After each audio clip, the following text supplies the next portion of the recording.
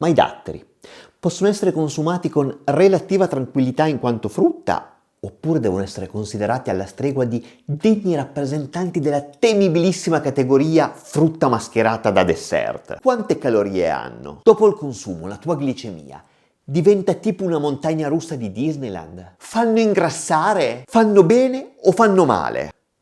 Ci siamo ragazzi, ci siamo. Siamo alle porte delle feste e io già sogno il momento di poter dire Anche questo Natale ce lo siamo levato da Eva. ma nel momento in cui sto registrando questo video mancano ancora tanti, troppi giorni. Allora vediamo di mettere in fila un paio di pensieri sensati che possano far chiarezza su uno dei frutti protagonisti dei pranzi e delle cene che ci aspettano. Parlo del dattero, signori, che non è altro che il frutto della palma da dattero, una pianta che, con la sua chioma svettante, sembra sempre sull'orlo di una crisi di identità nel chiedersi se sia davvero una pianta o non sia piuttosto un distributore automatico di zuccheri. E se pensi che sia un'invenzione recente del marketing per renderci tutti dipendenti da dolcezze naturali, ti sbagli di grosso. Il dattero ha credenziali storiche di tutto rispetto. È stato uno dei primi frutti coltivati dall'umanità, roba da far impallidire mandarine e clementine, che al massimo possono vantare qualche menzione nei manuali agricoli più moderni. Insomma, parlo di un piccolo frutto marroncino, fastidiosamente appiccicoso, quel tanto che basta da sembrare confezionato da Willy Wonka, che ci guarda con aria di sfida. Mi mangi? E poi ti penti o mi ringrazi? E se pensi che il frutto sia il risultato anomalo di un curioso esperimento della natura, aspetta di sentire come nasce. Leggo su Wikipedia che in ambiente naturale la palma da dattero comincia a fruttificare a partire dal 30° anno di età, anche se alcuni esemplari raggiungono la maturità fruttifera anche dopo il 90° anno. Arrivando a vivere oltre i 300 anni, la coltivazione tradizionale di datteri è un famoso esempio di coltura e cultura transgenerazionale. E pensa che esistono prove archeologiche della coltivazione di datteri in Arabia già a partire dal VI millennio a.C. e visto che probabilmente mentre guardi questo video sarai già vittima dei fumi dell'alcol, ti risparmio io i conti. Quello che ti appresti a mangiare è un frutto coltivato da 8000 anni. Non male, non male. Ma perché i datteri sono storicamente così preziosi? E non è che i datteri siano preziosi solo perché ci fanno sentire meno in colpa rispetto a un boccone di tiramisù.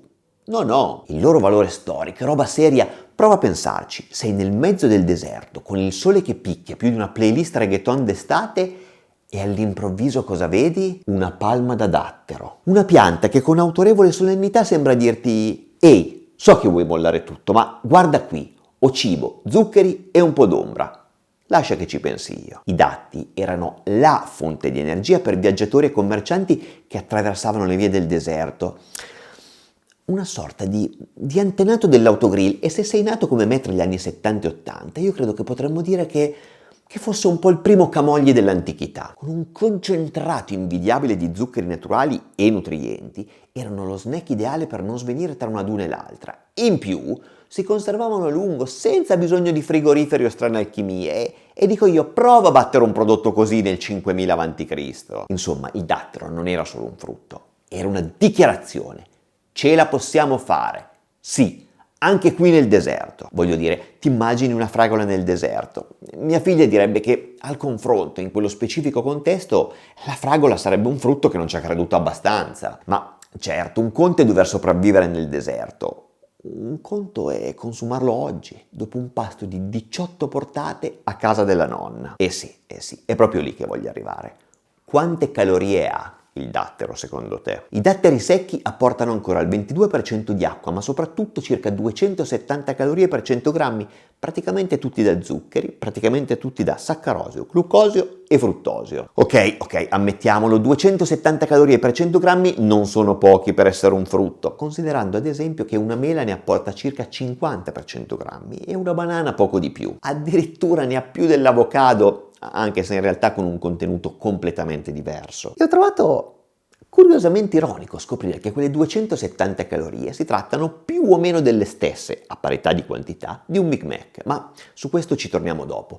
Ora parliamo invece un attimo di glicemia, perché in realtà i datteri possono vantare anche 8 grammi di fibra che contribuiscono a modulare l'assorbimento degli zuccheri che contiene. L'indice glicemico, a seconda della varietà presa in considerazione, varia tra 38 e 71, ma in genere viene considerato attorno a un solomonico 50 circa. E sì, intendo proprio i datteri secchi, ovvero un indice glicemico relativamente basso, probabilmente grazie anche alla rilevante presenza di fruttosio che non stimola l'insulina, che è vero, no, da una parte è positivo, ma dall'altra un po' meno perché, almeno sulla carta, non stimolerebbe il senso di sazietà, ma come vedremo in realtà, questo probabilmente non è nemmeno troppo vero se parliamo dell'effetto complessivo del dattero. Anche il carico glicemico, ovviamente, è ben più interessante dell'indice glicemico, è comunque basso, tanto che un moderato consumo nel paziente diabetico non è in genere considerato un problema dal punto di vista della glicemia, mentre molta più cautela serve da un punto di vista delle calorie.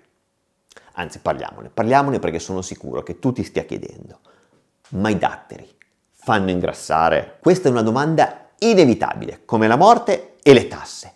E purtroppo la mia risposta non può che essere altrettanto scontata. Dipende. I datteri sono effettivamente delle piccole bombe caloriche, ma non esiste al mondo cibo che faccia di per sé ingrassare o dimagrire.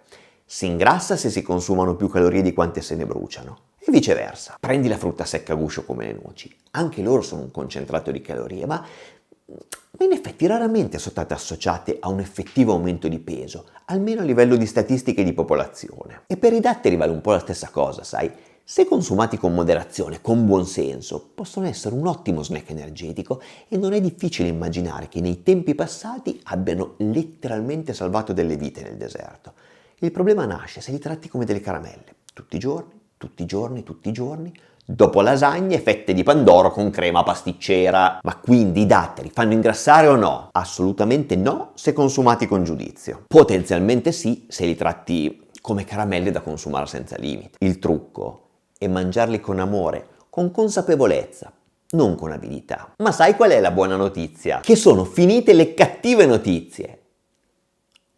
Che poi cattive si fa per dire se ci pensi. L'unica vera cattiva notizia è che non puoi mangiarne una vagonata senza senso senza che il tuo girovita se ne accorga. Ma dai, ammettiamolo, se il problema più grande della tua giornata è davvero solo resistere alla tentazione di mangiare qualche dattero in più, secondo me sei messo piuttosto bene rispetto alla media della popolazione. Non trovi? E poi c'è anche un altro lato della medaglia. I datteri sono ricchi di fibre, vitamine, minerali e antiossidanti. Spiccano ad esempio potassio, magnesio e ferro, oltre a una quantità tutt'altro che trascurabile di vitamine del gruppo B, tra cui anche un po' di folati. Ma la vera arma segreta dei datteri sono in realtà gli antiossidanti, tra cui preziosi polifenoli studiati per le loro potenziali proprietà antidiabetiche, antitumorali, anticolesterolo, antitasse, antitutto. Ecco, scherzi a parte, questa è la vera differenza tra i datteri e un Big Mac. Intanto se ordini un Big Mac lo mangerai presumibilmente tutto.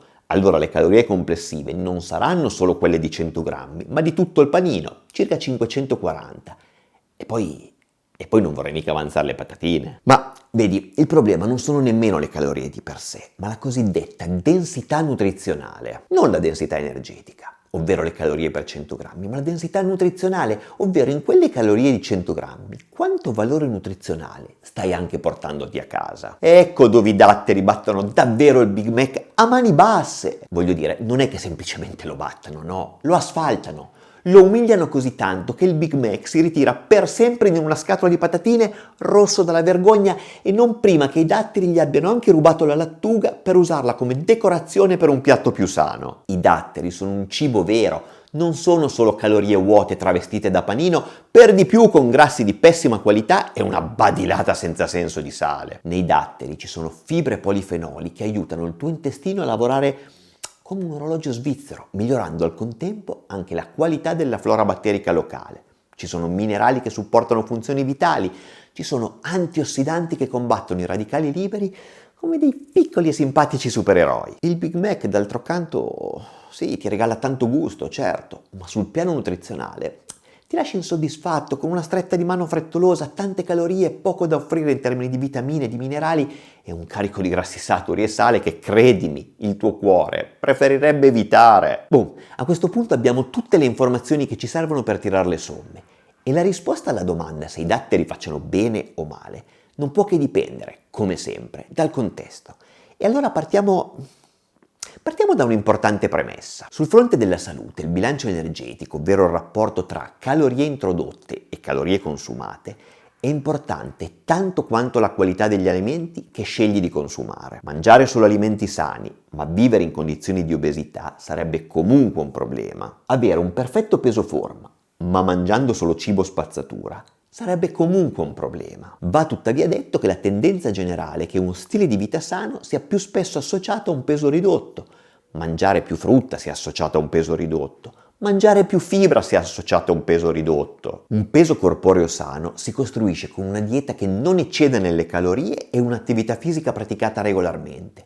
Ma la qualità del cibo, credimi, conta altrettanto. Ti servono alimenti ricchi di vitamine, minerali, micronutrienti e poveri di grassi saturi e sale, che supportino le funzioni vitali e prevengano così le malattie croniche. E i datteri?